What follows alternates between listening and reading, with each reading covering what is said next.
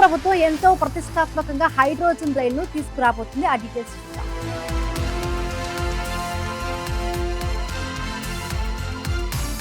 దేశంలోని ప్రయాణికులను తమ గమ్యస్థానాలకు చేర్చడంలో రైల్వేలది కీలక పాత్ర. అయితే రైల్వేలకు పలు సవాళ్లు ఎదురవుతూ ఉండడంతో వాటిని అధిగమించేందుకు రైల్వే శాఖ పలు చర్యలను చేపడుతోంది. అందులో భాగంగానే 2030 నాటికి కర్బన ఉద్గారాలు జీరోకు తగ్గించేందుకు హైడ్రోజన్ రైలును తీసుకొస్తోంది రైల్వే శాఖ. ఎన్నో ప్రత్యేకతలు కలిగిన ఈ హైడ్రోజన్ రైలు ఇప్పటికే ట్రయల్ రన్ పూర్తి చేసుకోగా త్వరలోనే పట్టాలెక్కేందుకు సిద్ధమవుతోంది.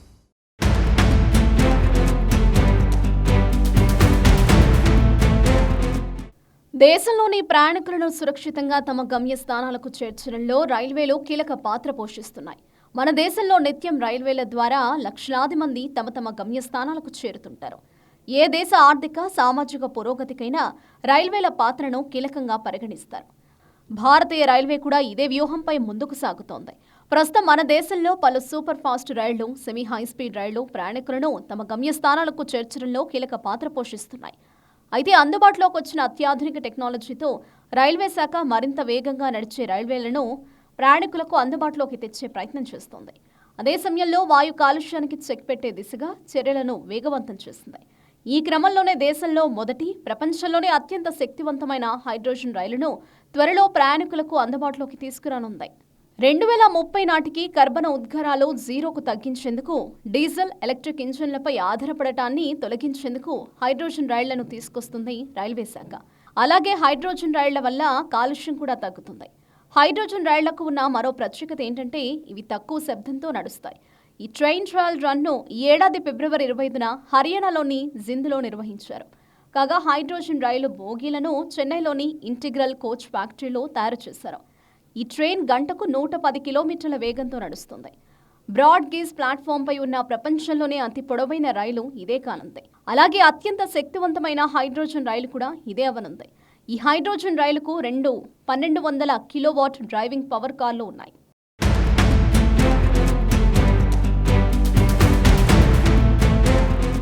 అంటే ఒకటి ఇంజిన్ ముందు భాగంలో, మరొకటి వెనుక భాగంలో అమర్చి ఉంటుంది.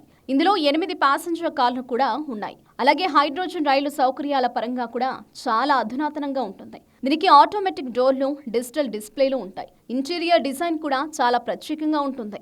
సాధారణంగా డీజిల్తో నడిచే రైళ్లు గ్రీన్ హౌస్ వాయు ఉద్గారాలను విడుదల చేస్తాయి. దీంతో వాయు కాలుష్యం పెరుగుతుంది. వాయు కాలుష్యానికి చెక్ పెట్టేందుకు ఎలక్ట్రిక్ రైళ్లు నడపాలంటే అది బాగా ఖర్చుతో కూడుకున్న విషయం. ఇందుకు ముఖ్యమైన ఓవర్ హెడ్ లైన్ మౌలిక సదుపాయాలు అవసరం. ఇదే హైడ్రోజన్ రైలు విషయానికి వస్తే వీటిని తక్కువ ఖర్చుతో నడపొచ్చు. అలాగే ఇది కాలుష్య కారకాలను ఉత్పత్తి చేయదు.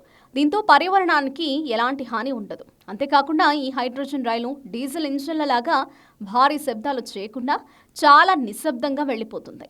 ఒక్కో హైడ్రోజన్ రైలు తయారీకి దాదాపు 80 కోట్ల ఖర్చు అవనుంది. మొదటి హైడ్రోజన్ రైలు హర్యానాలోని జీంద్ నుంచి సోనిపత్ మధ్య నడవనుంది. ఈ రైలుకు ఇంధనం అందించడానికి జింద్లో హైడ్రోజన్ ప్లాంట్ను ప్రత్యేకంగా ఏర్పాటు చేశారు.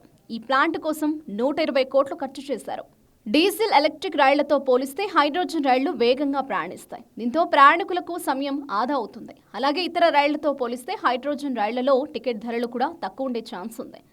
ప్రపంచంలో మొట్టమొదటి హైడ్రోజన్ రైలును జర్మనీ 2018లో పట్టాలపైకి తీసుకొచ్చింది. ఈ రైలులో 150 సీటింగ్ సామర్థ్యం ఉంది. ఇది గరిష్టంగా గంటకు 140 కిలోమీటర్ల వేగంతో ప్రయాణించగలదు. అలాగే ఈ హైడ్రోజన్ రైలు 1000 కిలోమీటర్ల దూరం వరకు ప్రయాణించగలదు. ఆ తర్వాతి కాలంలో చైనా, జపాన్, ఫ్రాన్స్ తదితర దేశాలు హైడ్రోజన్ రైళ్లను అందుబాటులోకి తీసుకొచ్చాయి.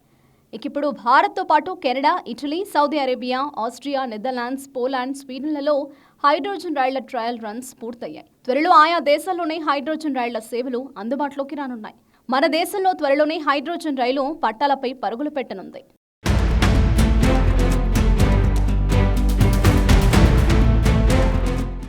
కర్బన ఉద్గారాలు జీరోకు తగ్గించేందుకు డీజిల్, ఎలక్ట్రిక్ ఇంజిన్లపై ఆధారపడడాన్ని తొలగించేందుకు హైడ్రోజన్ రైళ్లను తీసుకొస్తోంది రైల్వే శాఖ. అలాగే హైడ్రోజన్ రైళ్ల వల్ల కాలుష్యం కూడా తగ్గుతుంది. ఇలా ఎన్నో రకాల ప్రయోజనాలు కలిగిన ఈ హైడ్రోజన్ రైలు పట్టాలపై ఎప్పుడు పరుగులు పెడుతుందా, ఎప్పుడెప్పుడు ప్రయాణం చేద్దామా అని అందరూ ఎంతో ఆసక్తిగా ఎదురు చూస్తున్నారు.